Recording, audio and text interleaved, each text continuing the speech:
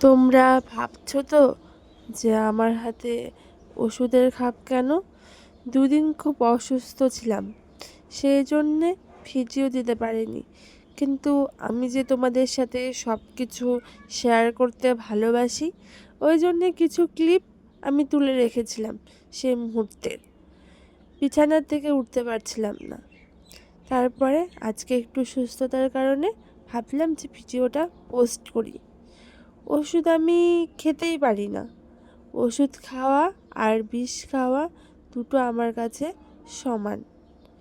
এখনও পুরোপুরি সুস্থ নই, বাট ভগবানের কৃপায় ভালো আছি। তোমরা ভগবানের কাছে প্রে করো যাতে আমি খুব তাড়াতাড়ি সুস্থ হয়ে তোমাদের সুন্দর সুন্দর ভিডিও দিতে পারি। ভিডিও করছি বলে ঢংটা একটু কমই করলাম, না হলে কত সময় মুখ থেকেও ওষুধ বেরিয়ে যায় আমার। শুয়ে শুয়ে গোটা দিনটা কেটেছিল আমার সেদিন। কী যে যন্ত্রণার দিন ছিল ওটি।